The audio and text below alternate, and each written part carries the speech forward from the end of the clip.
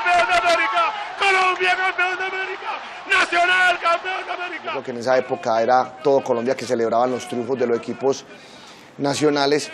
Nacional queda campeón más o menos 9, 10 de la noche y mi padre lo matan 11, 12 de la noche después de hablar conmigo, donde las calles estaban inundadas de gente del fútbol y no del fútbol. ¿Por qué? Porque Colombia volvía a florecer con un título Atlético Nacional y no sonaba la noticia difícil de ese entonces o de esa época.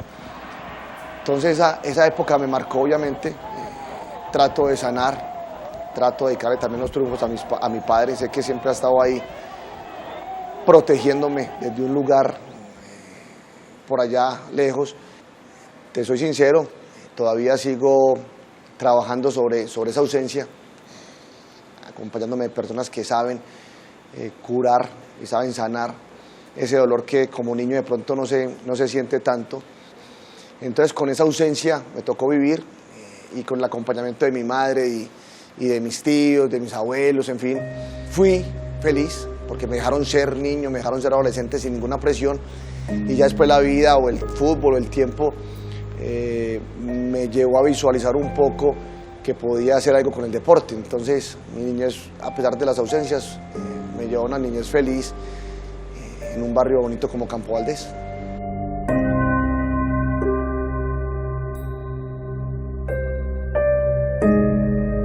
Era una persona de calle y te lo digo porque estudié en un colegio privado, el Liceo Salazar Herrera. En ese entonces era una institución con mucho nombre aquí en Antioquia, aquí en Medellín. Pero yo al ser de barrio y a trasladarme hasta el barrio La América, donde estaba el liceo, pues siempre traía unas mañitas más, obviamente manteniendo pues como te decía anteriormente la línea. Pero si era cansón, si era hablantinoso, si llevaba esa calle al colegio, si era hacer grupos, si seguía ligado al deporte, en fin, o sea, era un pelado que creció, como te decía, en una familia humilde, pero muy unida, con la ausencia del padre, pero eso me dio un impulso, le dio un impulso a mi familia para que me rodeara, para que me acogiera de una buena manera, me siguiera brindando la oportunidad de ser feliz, que es lo más importante, de ser yo, de ser niño, de ser adolescente y crecer en las calles y ser lo que soy hoy. No soy más ni menos que nadie, sigo siendo una persona que disfruta la vida, que disfruta de la familia, que disfruta de los compañeros, de los amigos, en fin, y que disfruta de lo que hago. A lo último, el destino es tan lindo y tan complejo que uno no sabe dónde lo va a llevar. Lo que es cierto es que yo le debo mucho al fútbol. ¡Antioquia! ¡Antioquia! Yo llego a Selección Antioquia, ya me vuelvo más visible para todos, pero sobre todo para un equipo que mandaba, diríamos, la parada aquí en Antioquia, que era Realtés, un club aficionado donde estaba Fernando Jiménez, en fin, y ellos tenían un convenio o tenían algo con el Deportes Quindío.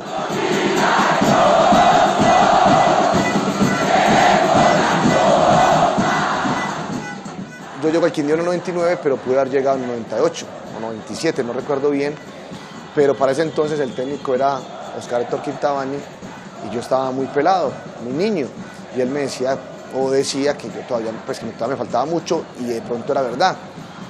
Entonces al hacer ese proceso, ya estando en el sonajero de las personas que en ese entonces manejaban el fútbol antioqueño, que ya hacía mi proceso de Selección Antioquia, siendo de Selección Antioquia brinqué a Selección Colombia, estando en un club aficionado que se llamaba Servicemento, un club de amigos, que era inclusive una parte de estudiantes de Salazar, más otros que reforzaban y se armó un club. Ya llegó el año de irme para el Deportes Quindío, después de una Selección Colombia, si no estoy mal, año 98, que fuimos a jugar el Suramericano Sub-20 en Argentina. Era el único jugador que no era el registro de ningún club que tuviese divisiones menores. Yo estaba en un club cualquiera, la gente preguntaba, pero ¿quién es este? O sea, ¿de dónde es este club? Y este club en realidad, como te decía anteriormente, era un club de amigos y yo fui capitán de esa Selección Sub-20 en Argentina. Aquí tenemos al equipo colombiano que viene de perder ante Uruguay. Una cantidad de cracks. Y te menciono 2, 3, Mau Molina, David Ferreira, Junior Montaño, en fin. De ahí se me da el paso al Quindío, y en el Quindío sí me tocó una situación muy difícil, muy compleja, no sé si de pronto la conocen. Atención, información de última hora sobre el temblor que estremeció esta tarde a Colombia. Vamos a Armenia. Fue la sensación, o el ruido, o fue la vez que más sentí el miedo, porque pensé que el mundo se acababa, no que me acabara yo, o que me muriera yo, que se acabara el mundo. Te soy sincero, la tierra rugía, y es como si se abriera para comer lo que estuviéramos encima. Eso fue una historia, la verdad, que pensé que nunca más íbamos a volver a vivir, porque la noticia incluso que se dio acá en Antioquia era que todos los que hacían parte del Deportes Quindío, muchos antioqueños en ese entonces, habíamos muerto en ese trágico terremoto. La gente en las calles, en las aceras, sacando sus heridos, sacando los fallecidos, en fin, era un caos total. Cuando ya a lo último nos encontramos como a las 5 o 6 de la tarde con don Guillermo López Valencia, que también era socio del Deportes Quindío, nos lleva para el sitio de concentración, si no estoy mal era Confenalco, allá no era edificio, sino que eran casitas de 1 o 2 pisos donde no había peligro, diría yo, o el mínimo riesgo pues de que pudiera pasar otra réplica. Y claro, entonces llegaba el uno, llegaba Saldarriaga, llegaba León Darío Muñoz, llegaba Juan Carlos Quintero, el Murillo, y no llegaban los otros muchachos. Y ya se empezó a pensar lo peor. Y lo peor era que hubieran quedado en alguna de las partes que cayó. Efectivamente, como a las 6:30, 7, nos confirman de que ellos estaban en el hotel cayó, el hotel de concentración normalmente de Deportes Quindío, y eso fue muy doloroso, porque son personas, como me tocó a mí, como le ha tocado a muchos, emigrar a otros países para poder buscar una mejor oportunidad y en otro país quedar, y no aprendemos, porque hoy en día seguimos preocupándonos por tantas cosas que no valen la pena, seguimos haciéndole el daño a las personas que no valen la pena, seguimos buscando o queriendo buscar las cosas a como dé lugar, y no aprendemos a vivir y no dejamos vivir, sabiendo que la vida es un segundo.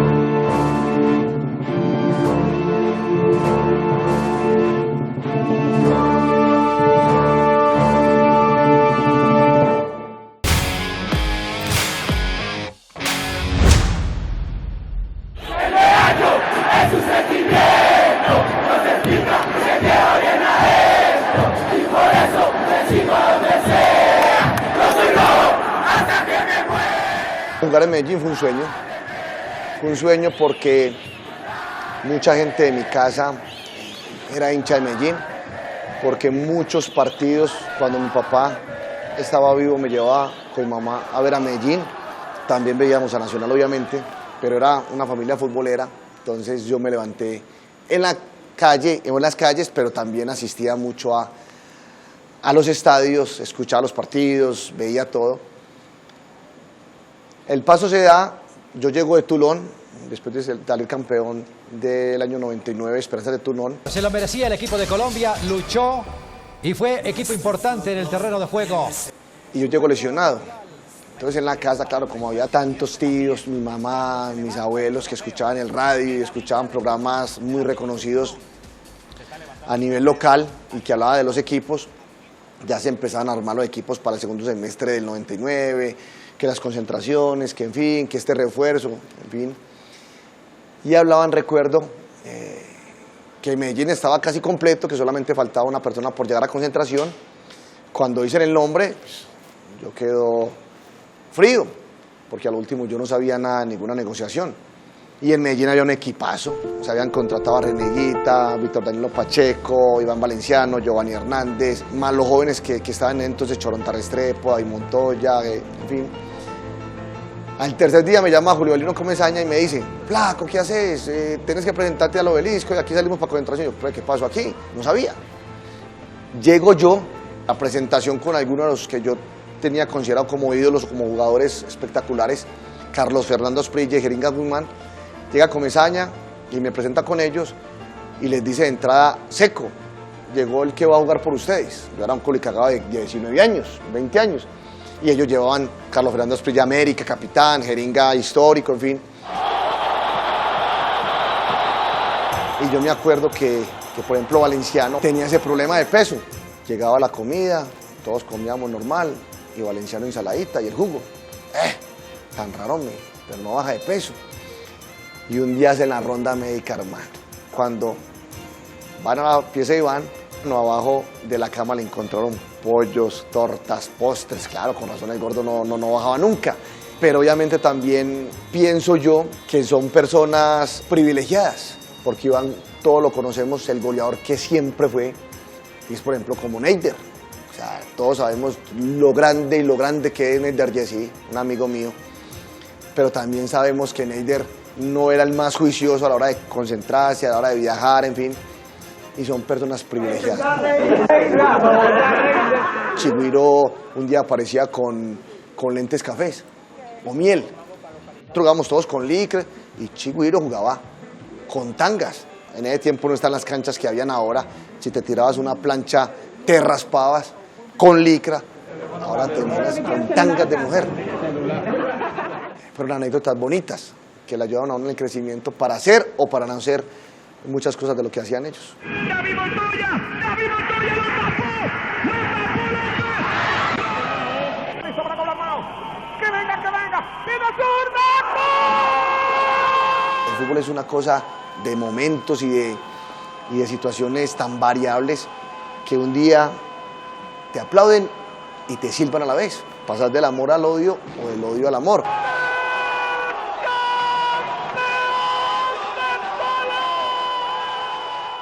Ser reconocido por un club, por dejar una huella en un club, por ser campeón, eso no lo va a ahorrar nadie, el que fuimos 45 años. Y yo diría que muchos no, o sea, algunos, porque me encuentro tanta gente en la calle que por ahí le da agradecimientos a ese equipo.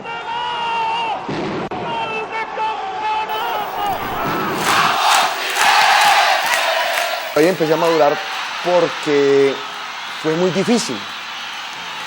No solamente mi persona, sino también todos los que me rodeaban, de escuchar radio, televisión, de escuchar entrevistas, de escuchar el hincha, de escuchar el mismo compañero de un tío, de cualquiera que hablara de la traición. Y yo decía, ¿pero traición por qué? Entonces empecé a madurar y empecé no a escuchar tanta cosa, porque a lo último de todo se puede decir, pero poco se puede escuchar. Y sufrí, lo sufrí, me encerré mucho en mi hogar, no me arrepiento de haber ido a Nacional, pero ya aprendí de que la vida es eso, la vida no eres monedita de oro para caerle a todo el mundo. Yo creo que la gente se olvida más fácil de tantos favores o de tantas cosas que hacen buenas y de pronto se queda con lo malo. Entonces dentro de esa etapa de que aprendí a soportar eso, de que un día me iba bien, un día me iba mal, un día era muy irregular pues mi juego, de que las críticas eran críticas y eso no podía afectar. Antes me afectaban mucho, ahora no tanto. Sigo escuchando cualquier situación, pero trato de vivir y de ponerla siempre a mi favor. Yo llego a Racing, pero la verdad es que River, Boca, inclusive estando en selecciones, Mauricio y Oscar se me acercaban mucho para poder contratar con Boca. En 2001 tuve la posibilidad de ir a Boca y no me prestaron porque no pagaron el préstamo, no llegaron a un acuerdo y fue a Arley Dinas. Entonces siempre el paso obligatorio del futbolista colombiano era ir a Argentina, es la realidad. Y después México, no había ese cambio de continente para poder jugar en otras partes.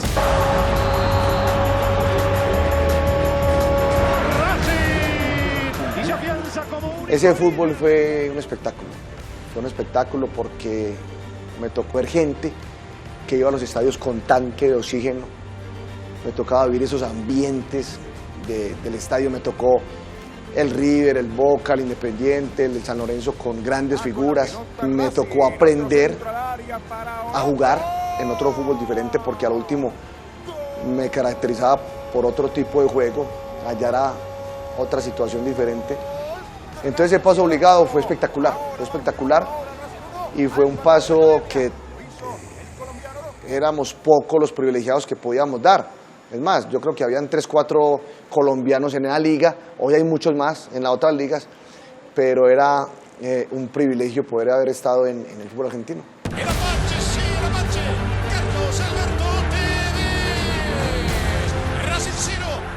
Estábamos en un cumpleaños y empezamos a hablar del partido y el abuelo mío hablaba mucho del Quemado.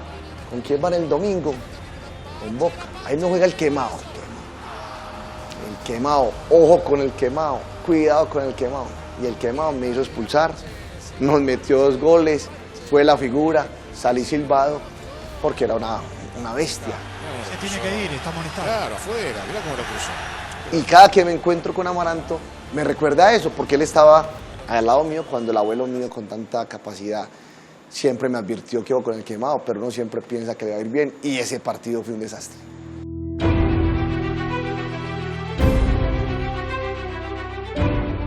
Estos días escuchaba a Eulalio hablar y él mencionaba que él no cambiaba la medalla de la Copa América, la campeona, por ningún mundial. Y yo analizaba y a lo último, ¿cuánta razón le daba yo? Porque es el único título que ha tenido Colombia en su historia a nivel de mayores. Obviamente respetando, obviamente sabiendo de que esta camada que nos llevó a mundiales era una camada espectacular, del cual soy hincha y admirador de muchos de los jugadores que estuvieron ahí. Pero es una Copa América que vivimos en nuestro país, en una época también compleja, casi no se hace. Recordar es que estuvimos a puertas de que la Copa no estuviese o no se hubiera dado, y nosotros concentrados siempre con un grupo joven y con un lema que nos dejaba el profesor Francisco Maturana, de que esa Copa era la Copa de traerle la confianza y la alegría a un país que sufría tanto por la violencia, y que íbamos a estar en la vista de todo el mundo, todo Sudamérica. La casa que mi mamá tiene fue gracias a esa Copa América. Entonces yo me pongo a ver esas imágenes, me traen anécdotas espectaculares y personas que ya no están. Entonces recuerdo a Alexson Becerra, que vamos, dominó y cartas día y noche con Eulalio, con el Murillo, en fin. A Miguel Calero, que era una belleza de persona porque te contaba un chiste y era en internet, apenas llegaba el internet a nuestro país y él era horas en el computador para sacar 3, 4 chistes y soltarlos en el comedor. Y no era el chiste lo que contagiaba, sino la risa de él. Entonces son muchos años ya, pero son momentos inolvidables. Yo tampoco cambiaría esa medalla por nada del mundo, porque a lo último fue la primera, esperemos que no sea la única. Estamos ahí haciéndole fuerza mucho a la selección para que vuelva a ganarla, porque eso nos engrandece como país.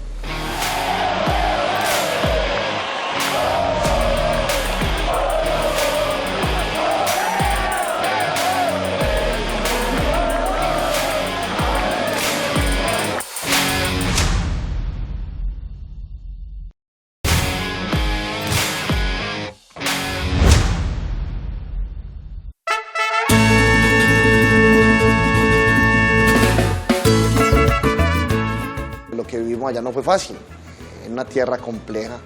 Culiacán, Sinaloa, era una ciudad linda, pero peligrosa.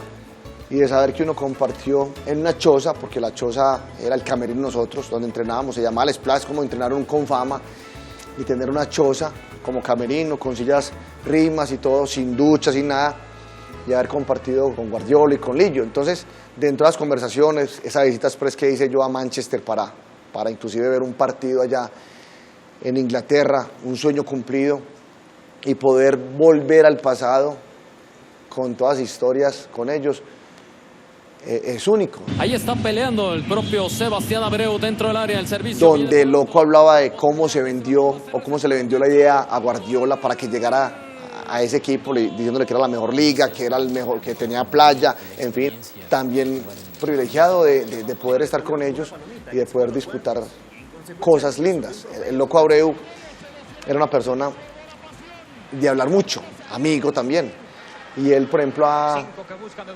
Guardiola y a Lillo les hablaba mucho de los campeonatos mundiales de ese entonces. Les bajaba caña, como decimos coloquialmente nosotros acá. Un día lo fastidió tanto que le dijo, no, loco, vení, cuando ganes una Copa del Rey, unos olímpicos, no sé cuántas UEFA, hablamos, porque el loco hablaba del campeonato del 30 y del 50. Eso eran las tardes y las noches en concentración, en cumpleaños, en todo, porque era una familia. Entonces era sentarnos, escuchar, aprender. Yo creo que tenía el foco muy, muy claro, Guardiola, siempre dándole el crédito a Lillo de lo que iba a hacer en el fútbol. Y hoy, como se lo hago yo saber a ellos, soy un hincha más y soy un apasionado de lo que ellos han cambiado y han revolucionado esto, que no es fácil.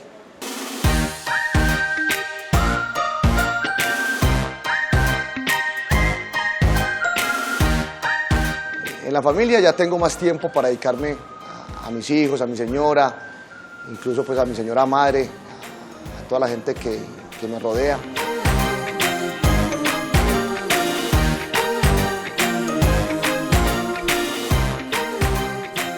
¿Para qué rastrero? ¿Eso para qué rastrero? Eso es un golazo, hermano. También es gol. ¿No lo viste? Los dos míos van arriba.